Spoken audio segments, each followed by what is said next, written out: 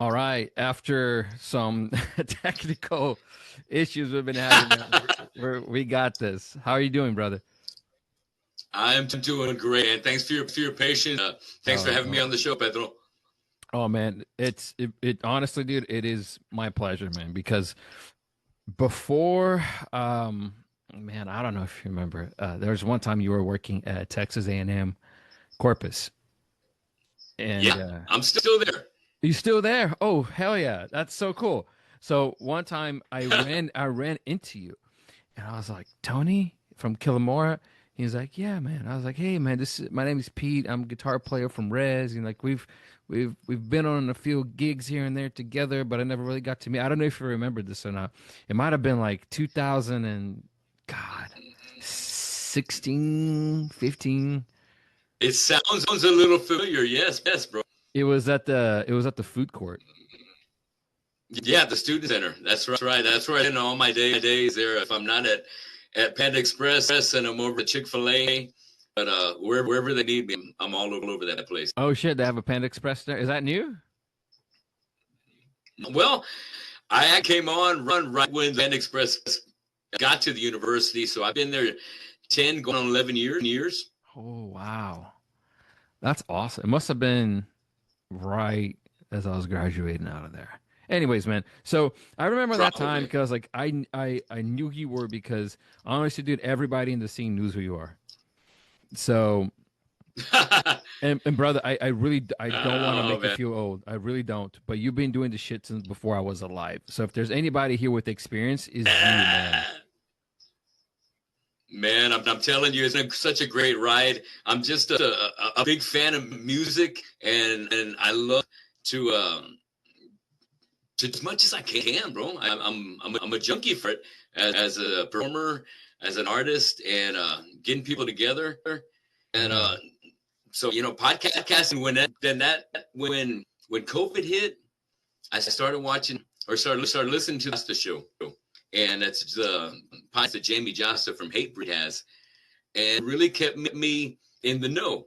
And that's what I liked about it, because from him, I started listening off to other podcasts I liked as well. Of course, Joe Rogan, Adam Carolla, Yeah. and just some kind of me and kind of crime kind of stuff, just because I want to hear some cool stories, and it made me want to do this kind of thing. So thanks to Jamie Costa, I've started my own show, and I've been doing it in my fourth year, and I have hooked up with Jamie before, Nice. or a member of his Patreon, and I asked him to do the show, and he answered me. He replied to me back live, and that's what's called Patreon, because you can really connect with the artist, and it's because as being on the phone with them. And he answered back saying, "I love to be on this, man, but I get asked to so many shows that if I do you, Yeah. everyone else can be everybody. pissed off."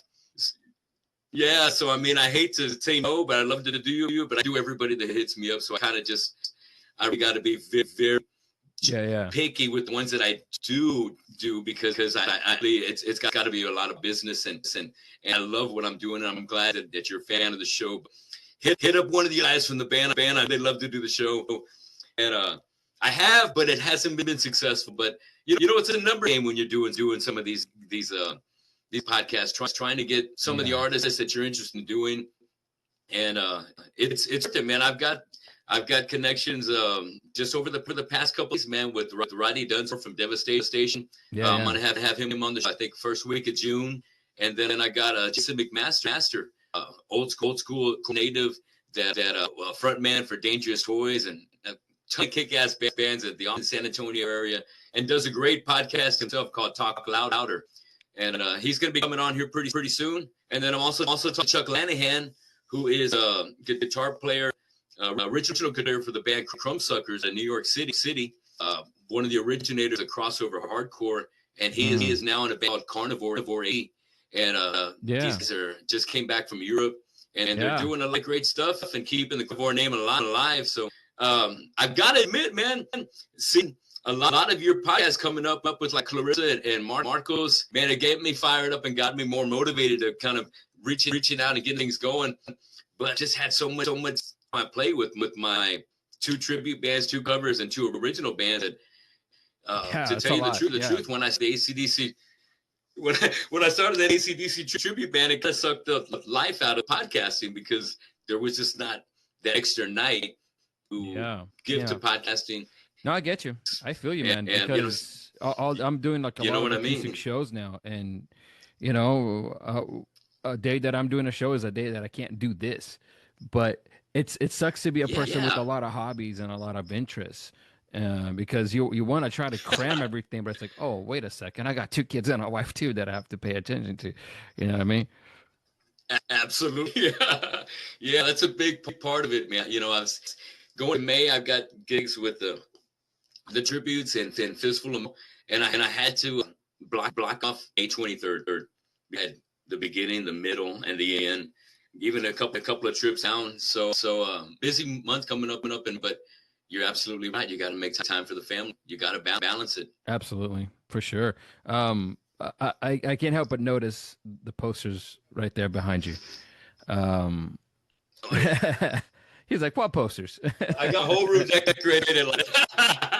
This is my man cave. I'm proud of my podcast room because it's got a little bit of everything. That you can't see. I've got Slayer and Iron Maiden and different Iron Maiden puzzles that I put together, even Star Wars puzzles that we put together during COVID. Yeah. And got framed and put up. And I love the dog poker, so I got the picture of the dogs playing poker to get stuff. And I've got other things of me playing Concrete Street Flyers and playing over at opening up for Static Egg, Brewster Street, and a lot of cool stuff that I just I'm proud of. Yeah. And it's been a great ride. This is only just a part of all the collectibles and souvenirs that I've been able to acquire over the years. I bet, man. If I were to put every poster here of every show that I've ever done, there'd be no room,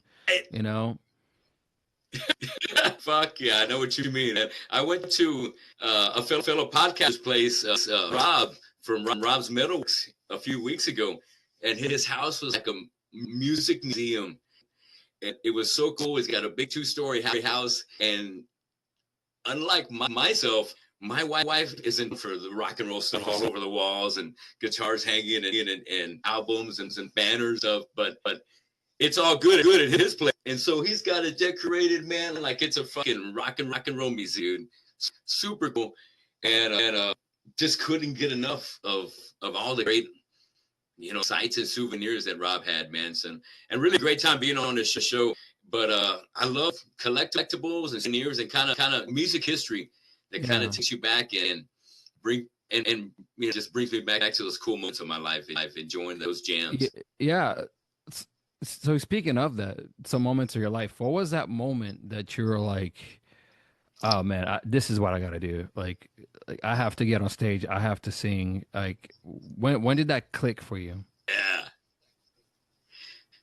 It was actually my first con, man. I went to Kiss on the Dynasty tour in San Antonio in 1979. What else you got to explain, right? I'm telling you, man, I fell in love with live show, but especially Gene Simmons, the blood, blowing out the fire, the bass solo, the costume. Man, I wanted to be just like Gene Simmons. To make a long story short, I wanted to fucking rock star like Gene.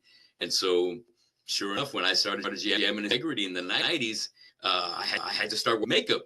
And it was something that I wanted to do, and that I did do every show that we put on during Integrity's 10-year run, and until actually it bled over to the 2000s when I started jamming with Killamora, because I still felt like I wanted to put some more paint on. So I started putting the makeup again, but we did a show up at Headhunters and that time was managed by Billy Milano, from the singer from SOD and MOD, and a great show. It really well. He came up to us afterwards and said, "Man, I'd love to interview guys if you don't mind hanging out at my place after the show. Come on, man. We'll do an interview and I'll make y'all some burgers." Hell yeah, absolutely, we'll go. So it was a great experience. But what he did tonight is he said, "Hey, man, there's a lot of guys that need a gimmick to be out there in front of a crowd and rock it the way you do. but you don't need a gimmick like makeup, man. You got a great voice. You got a great amount of energy. You got things going for you. You don't need the makeup. So if I was you, I'd ditch it and just go full on, just you. And after that, I took his advice, and I haven't done it again, except for me 2 or 3 times we've done like a Halloween.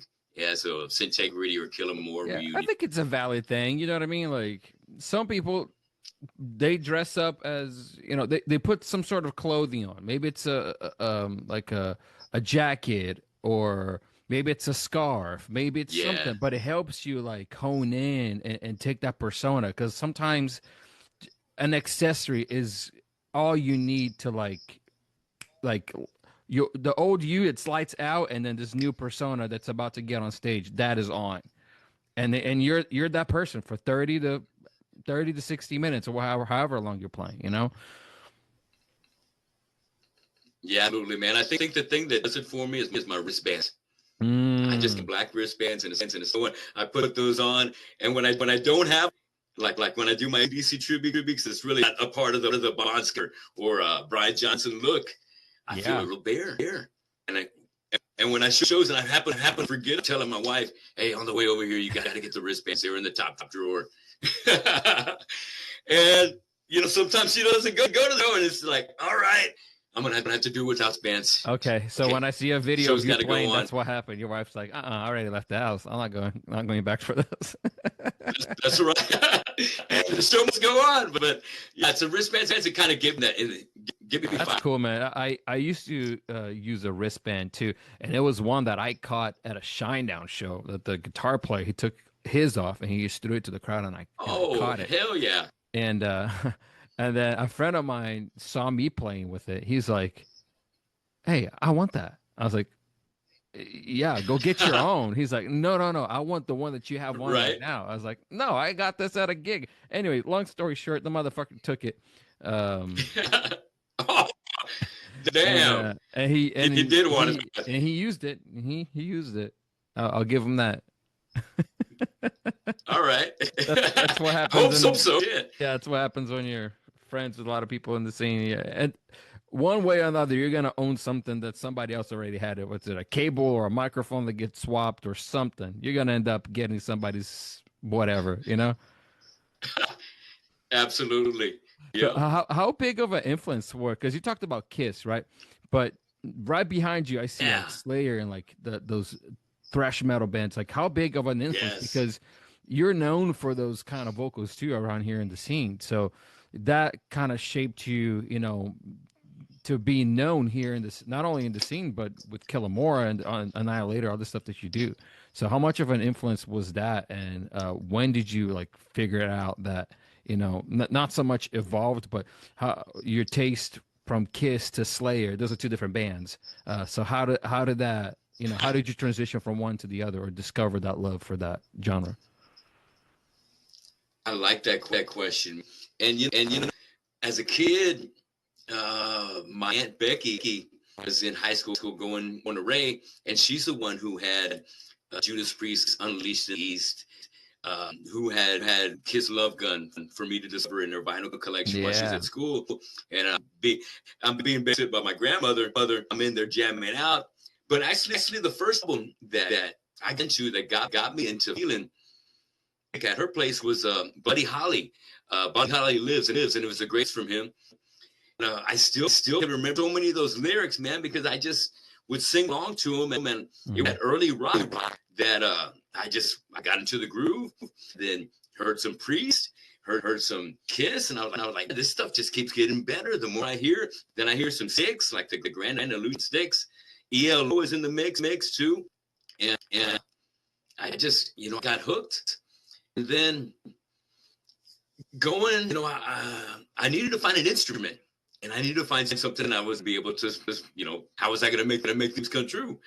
And turns out, first day of breaking 8th grade, there was an accident at my house. There was an electrical fire, and the insurance claim, I claimed that a bunch of my posters and albums and cassettes. God damn it, I got $300 back out of it, and that's how I bought my first drum set.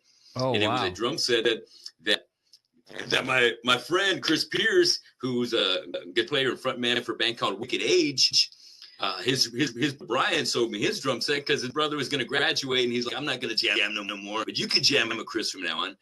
So I want 105, and bam, got a drum set. We started jamming together. Some Metal Church, learned some Kiss, some Steppenwolf, some Metallica, Seek and Destroy. Those kind of easy jams. But we started doing little garage party and shit like that. And I'm 13, 14.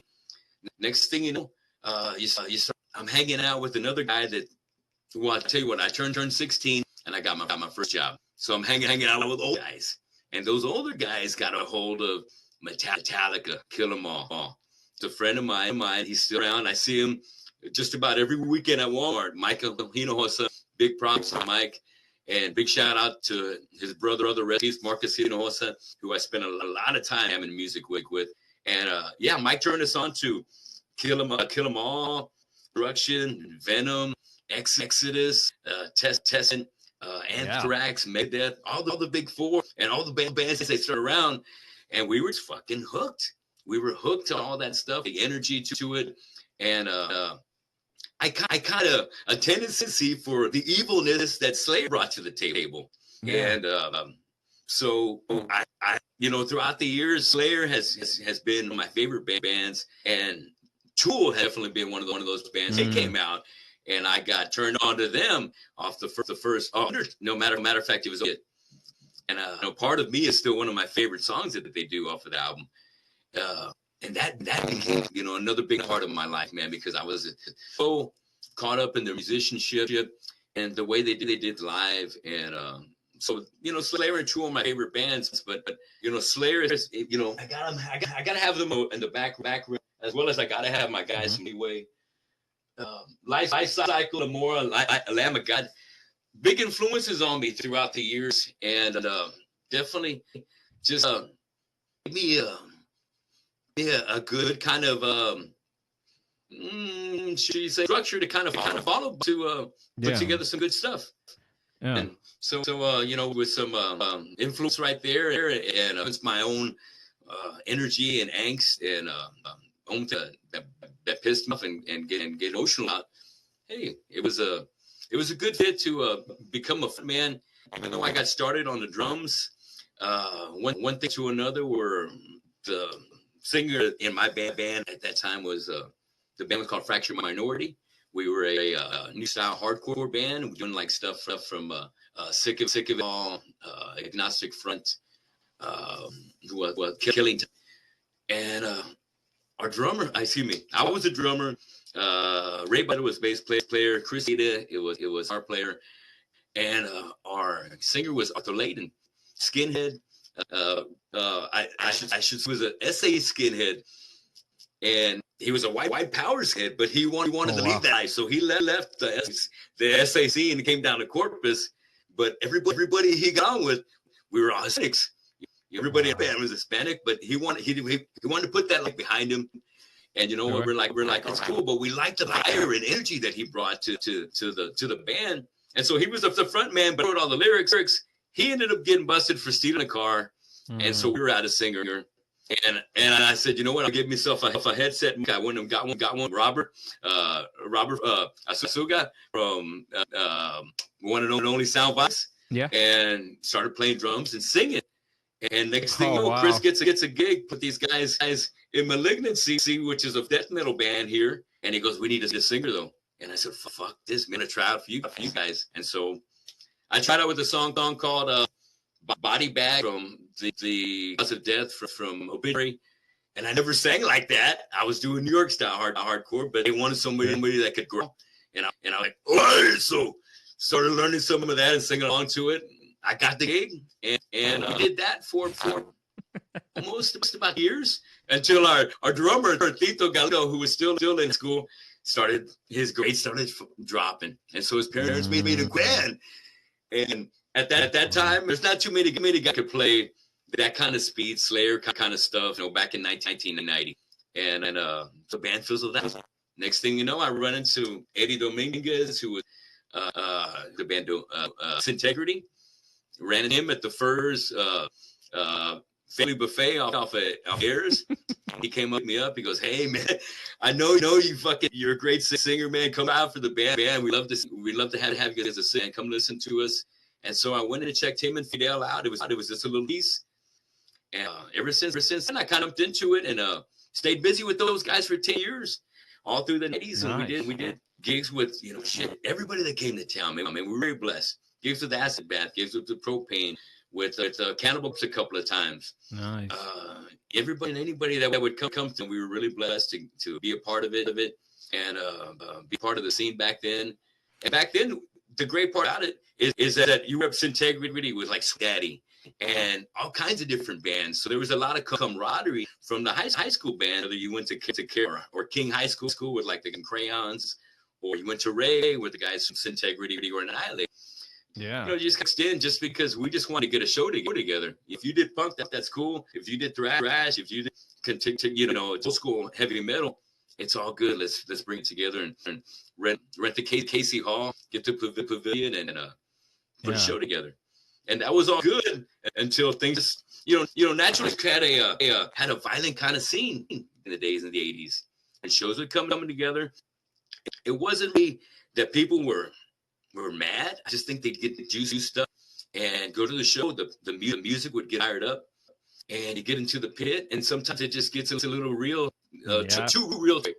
And one thing leads to another, and you got friends. Yeah, you got one set of friends, you get West Sider friends, the South Sider friend, and they really don't know each other too well. And then you squabble. And next thing you know, the venue wants you to play there anymore, and you got to find another place. And it just that kind of thing was going on. Things kind of went down throughout the years. Yes, definitely internet world and MySpace world. Everything was like done through Maximum Rock and Roll by because trading and letters to each other, or just having some in another town, or having some sort of a phone number, something to get in touch with people, to network. That's funny, man. Like that was like in a time where you really had to grow your band just by going out there and playing word of mouth, getting people to see you and playing. Because nowadays it's just completely different. I mean, some people are even saying, dude, I actually heard this from like somebody that works like kind of not with a label, but kind of like in the marketing side of things. They're like, just put a band and put stuff out on the internet. Like he told me there are bands that they had several videos on the internet online, but they have never played a show together. I believe it. Yep. And I can see the simplicity of that. And there's a lot of great artists out there that can't find the right musicians, and that are so talented. They'll write they all the instruments they can do with themselves. And big props to those guys, man. But I just I don't have the I got a lot of drive, but it's not geared towards putting it out, like, because I'm blessed to be able to have groups of guys that want to jam, where I can actually get in there and make it happen live. That's part of the for me is, man, and is to be able to perform live. I gotta have that part. So when it happened, holy smoke, it was the worst time for me, man. I couldn't hang out with our bro. I couldn't release that, and it's something that I really it's like a drug. I really need. I really want to get out there and sing and perform and hang out and do what I love to do. So speaking of performing, you said you're playing with like two tribute bands right now: Vocal Display of Power, which is a Pantera, and then Mighty Unclean, which is AC/DC, and two completely separate, different vocal styles, band styles, everything, right? So how did you like? And I've heard, dude, I've heard you do the Mighty Unclean stuff. I've seen the videos. I haven't been able to see it in person, but like you're pulling that off pretty fucking well. Right. But then you got the Pantera stuff where you're doing the Phil Anselmo stuff, which is fucking crazy too. It's like, how do you do you have like sometimes like trouble switching gears between bands, like especially when it comes like to the vocal styles, because they're different? Yes, that's a good question. Whenever I get ready to do a rehearsal, whether it's going to be for the Pantera, for the AC/DC, for even one of my original bands, I gotta listen to some of the music ahead of time to kind of get that music to up the hard drive in my head to get start myself preparing and your system to get in. Yeah, to get into that mode. And you know, the Terra stuff came easier to me because at that time I was already doing vocals, so that it was pretty easy for me, and I liked Terra, so I knew a lot of the stuff, so that was an easy ride.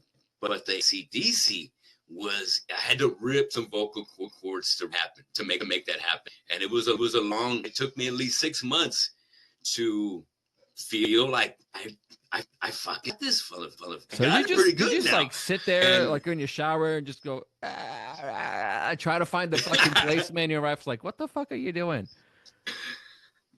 I did all my rehearsal for that in the patio of my house, and I'm sure So my wife was like, "What the hell is he doing out there?" Yeah, dude, and you know, because I heard somewhere. I'm not, and thank God for TFC being there and being available, but I don't want to be there that long because I'm already out of time there already. So I did in the backyard and just singing along to jam, just turning them up, trying to mimic Brian Johnson and Bon Scott. And man, it was a real bitch.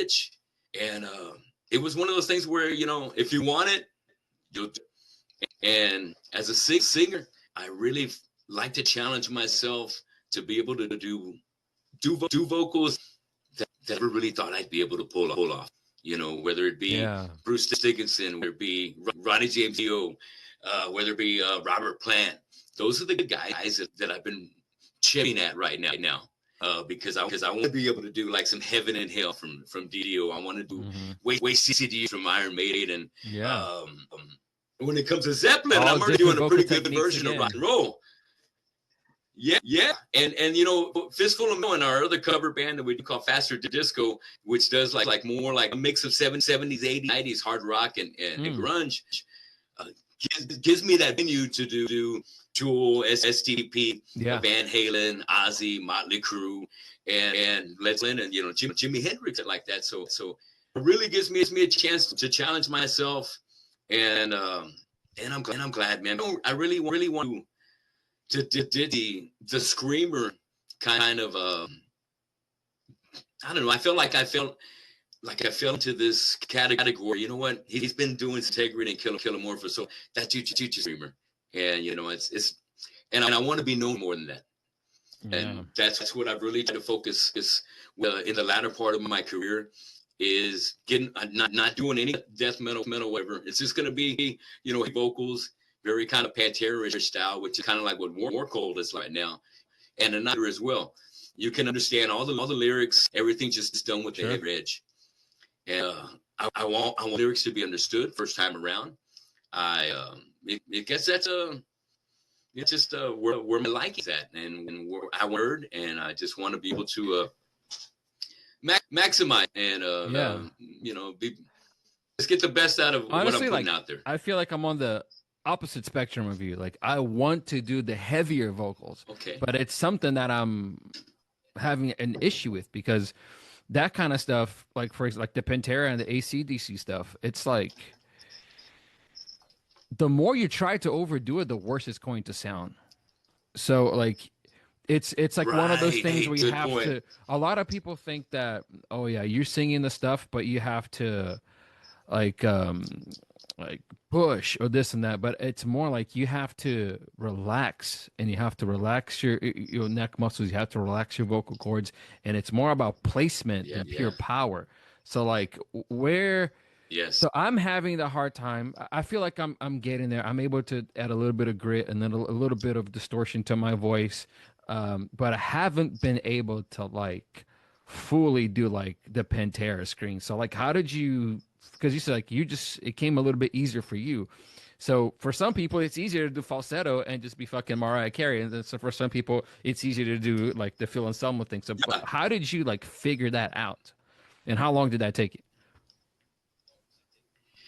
Ooh, well, I was doing Killamora vocals. Killamora was still around, and I saw guys from who became vocalist player, Power, Joey, and Steve performing and doing a Terra tribute. And to tell you the truth, I didn't share my band members. They were a fistful of metal, and they had this other band called Southern Trendkill, which was a tribute, another singer and another drummer. And so one night, I told our drummer Fidel, who was with me in Killamora at the time, I said, "Hey, dude, we're gonna do a Pantera tribute, man, because I know I can fucking do. Already doing a few Pantera tracks and Fistful of Metal, and I know I can better than the guys doing them right now, guys. Why don't we just do our own?" He goes, "Well, I'm down. Talk to Steve and Joe." So that night, I hit a boy, and I said, "Hey, dude, me and Fidel are gonna start a Pantera tribute. You want in?" Yeah. Well, yeah, hell yeah. Steve, same thing. He's right. We're in. And I, not like I want to pull the right of anybody else's band, but I could do that Pantera thing with my brothers, and we can get there and kill it. And we already had a good gig going with Fistful of Metal. Wanted to consolidate our time and our work into doing the Pantera. And so as far as like getting me as far as how long did it take me to get to that Pantera feel?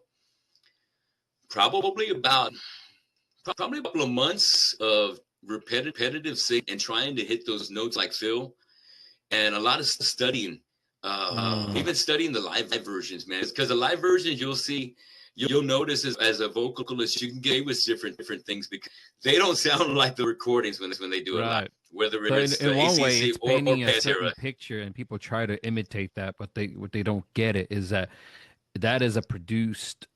It's produced, so when you go live, it is a totally different ball game, and sometimes it gets people's expectations crossed and mixed. Yeah, and it could be tricky especially when you got lyrics that are kind of just like back to back, like Pantera's "I'm Broke," and they have some lines that are just ba, ba, ba, ba, ba, ba, ba, ba, ba, and it's because Phil's doing one part and Dime's the next part, and then Phil's doing when they live, they have another vocalist.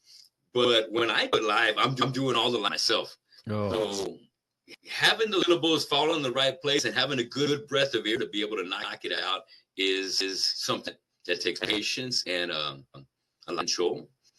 And so as much as I want to be pure energy, there's sometimes in that Pantera set where you just got to put it together and really focus on really nailing the part.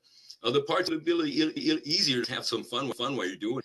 But there's some trick parts that Phil does vocally wise when you're only doing it with vocalists that you really got to put your time in and execute it right. You're going to be doing it as a tribute. Yeah, I know what you're talking about, man. Like last year, I finally started to do acoustic shows by myself, like the solo acoustic gigs. And that's awesome. The month of April, so March and April have been like the busiest that I've ever been doing that solo stuff. And I'm telling you, it's the middle of April right now, and I am thanking the Lord that I have a week off because my neck muscles, because you can put it in your head, relax. Let the mic do the work for you, right? The mic is amplifying your voice. Let it do the work for you. You don't have to scream into the mic. Let it do the work for you. But you're in, you know how it is. Like you're in the gig, you're in the moment. Like you want to hit a note, and you just do it. So that's right. I'm feeling the fatigue like under my chin right here, man. Like down here, and it's not my throat that hurts. It's the muscles. Like it's. The muscles, you're getting yourself conditioned. It's getting conditioned because I'm not used to it. Right here. Yeah, right, man. A year from now, after already had a year under your belt, this kind of schedule. Oh man, it's just it becomes it's like any other muscle you got in your body. The more you use it, the better it gets, and that kind of those kind of results carry over in all your products, man. So that's what I know. I'm singing right and doing it right with the technique because it's not my voice that's hurting.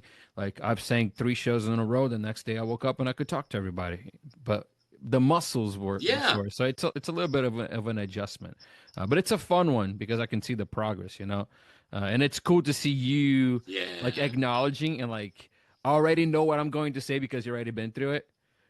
You know what I mean? Yeah. Yes. Yeah, man. With Fistful of Metal doing, 3:45 to 50-minute sets of Yeah. Metallica, Slipknot, Mudvayne. I'm Oh, dude, screaming. I'm Mudvayne is saying, probably and brutal as hell, dude. hitting those screams that does, but it's man. I tell you, I could if I didn't love it so much, and that's you gotta love it. You love this commit. stuff. The way you guys do it in Seattle Rising, yeah, man, you see it in your performance, and it's felt in the crowd, man, that it's sincere. Cool, man. Thank you. I appreciate that. I saw you talk about some of the songs that you liked. Means a lot, especially when you talked about For the Kill. That was one that I brought for the band. I love coming up with that song. Yeah. It was my way of paying tribute to both Chris Cornell, Soundgarden, and Audio Slave. It was like kind of like me trying to do a mix of the two, putting into a song. Yeah. It was fun as hell. It's a jam. I love it. Yeah. And I love the writing process of trying to do something that has inspired you. So you're trying to pay tribute without copying it. You know what I mean? Be original and paying tribute at the same time. And I guess, it's the biggest compliment you can get is somebody like acknowledge that they like it, acknowledge that it sounds like something, but also acknowledge that you're not trying to copy someone. Right. You hear little influences and little tidbits of this and that of everybody borrows some. Our favorite, of course, man, of course. That's what I tell my guys when we're writing music, in work, and or Annihilator. We gotta make it hard, man. All right, yeah. That sounds a little bit like something else. Change it up a little bit. Doesn't need much. It doesn't need much. We're gonna make it on. And then when we put our personality into it and performing it and recording it, man, it comes our own. Dude, Tony, thank you so much, man. Like, we have a limited time here, but I just want to say thank you. We got to do this again because I feel like we can probably talk for like 5 hours. Man, I'm telling you, I would do it again. Man, I know we had some technical difficulties and we got off to a little late start because of me. No worries. And whatsoever. Love to. No, it's the program we were trying to use. Again, this one is capping me. The other one, we would have had unlimited time. This one is like telling me, like, you're about to run out of time, motherfucker. Yeah, let's schedule a part 2 when it's good with you. Let's do it, brother. All right, thank you so much. If you guys enjoyed it, make sure to check out Tony and everything that he does, all the bands, the podcast, the Tony Gomez Show. And if you've gotten here so far, subscribe, like it, because that's how you support the smaller artists, is by keeping up and showing them love. Thank y'all very much. See y'all next one. Thanks a lot, Pedro.